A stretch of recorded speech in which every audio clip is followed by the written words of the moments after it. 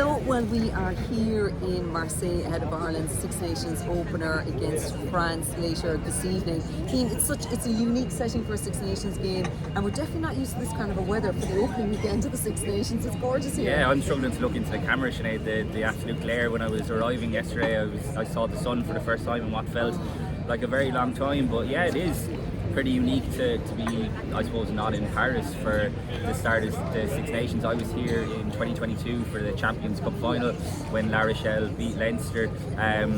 Look, we're very lucky to get to travel to some really cool stadiums across the world, and the Stade Velodrome, I would say, is right up there with the coolest stadiums I've ever been. It's awesome. I know you were down on the pitch yesterday as well. We got to be down on the pitch ahead of the Champions Cup final as well. And when you're down on the pitch and you're looking up, it's daunting. It's so steep. But like, this is the challenge. You know, guys like Jack Crowley, Joe McCarthy, I think they're going to relish the chance to get to play in this. France are, like, they don't obviously always play here. I think the last time they played Six Nations game was 2018 against Italy. They've played the box here a couple of times. I think Argentina have beaten France here. So bit of a novelty factor in that in itself, but it's going to be a massive challenge. We're down in the south of France, real hotbed of French rugby, so I'm expecting an absolutely cracking atmosphere and a bit intimidating as well. Yeah, absolutely. So you mentioned Joe McCarthy there. I get the sense he just jumped out of his bed this morning ahead of this massive game for him tonight. All week there's talk about the energy that he brings, and you're definitely going to see that tonight. Yeah, and what I liked about, I think it's a brilliant selection. I think, you know, he's earned it off the back of his performances for Leinster, but I really liked the fact that Andy Farrell pointed to the fact that it's not just his performances for Leinster this season, it's what he did at the World Cup. Look, I know it was only Romania in that opening World Cup game, but he was very good against them. He came off the bench in the quarter final, which was a massive show of faith as well, which kind of goes unnoticed. I was over in Leicester a couple of weeks ago for the Leinster game, and he was awesome that day. He was brilliant in La Rochelle before Christmas.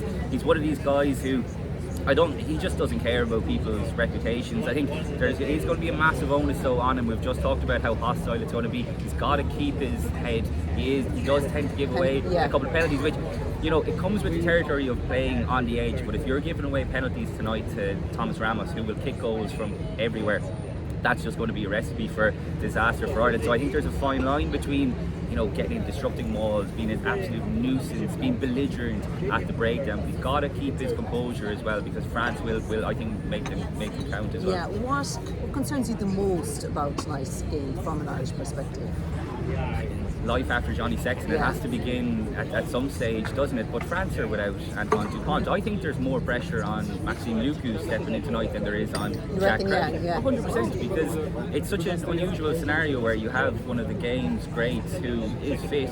It's not like he's ruled out through injury and he's gone off playing sevens. And look, that's his own decision. I think from a rugby fan's perspective, from a neutral, it's so disappointing that you're not going to get to see a guy like Antoine Dupont in the Six Nations. But I wrote a piece today about Maxime Lucu, and I've been chatting to a couple of people throughout the week, including Noel McNamara, who's obviously the Irish coach, who's coaching him in Bordeaux, and he reckons he's one of the best players he's ever coached. And like, you think of the quality that's included in the French team that are playing for Bordeaux, the likes of Jalibert, the likes of Damien Penaud, Yormor, Fana, like, that is a scintillating backline at Bordeaux. But Noel McNamara reckons that Lucu was one of the best players that he's coached, and he's coming from the Sharks as well, where he coached lots of the Springboks. He obviously coached a lot of the young Irish Leinster players as well.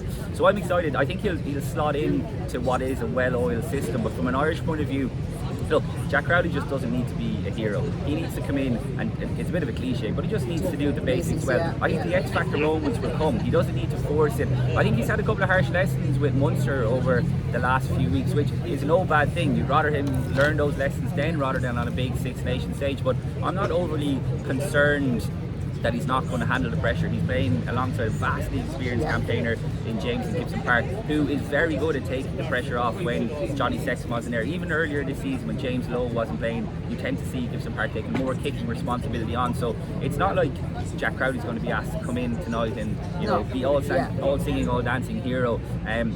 He just needs to come in, play his game, kick well, pass well, kick his goals. Like, that's going to be really important. I just mentioned Thomas Ramos. He doesn't miss. Like, his kicking percentage is off the chart. So Jack Crowley needs to just take his moments when it comes, but he will be helped. Like, having Bundy Aki outside of him, James Gibson Park inside of him. He's got vastly experienced campaigners, and Andy Farrell touched on this during the week, which I thought was a really good point.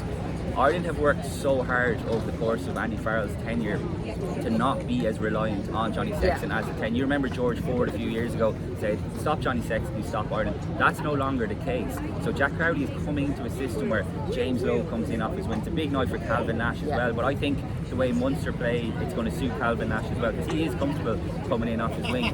But it's a well-oiled machine at the moment, the Ireland attacking system. So I think Jack Crowley coming into that is going to slot into it really well, and like I said, he's capable of these X-factor moments. So is Jalibert on the other side, but he doesn't need to force it. You know, he's had a couple of issues I think for Munster. You know, I'm thinking back to the Toulon game by kicking the ball to the back three. If you do that tonight to France, they will punish you. But I think Jack Crowley's ready. I think everything we've seen from him, he's sponged so much information off Johnny Sexton, particularly at the World Cup, and the stage is set. Yeah, absolutely it is. I see a few Irish fans around us here. Apparently it's going to be around between 7,000 to 10,000 Irish fans inside the Stade Velodrome tonight. But we're going to soak up a bit more of the Marseille sun. But we will be back with another video before tonight's game.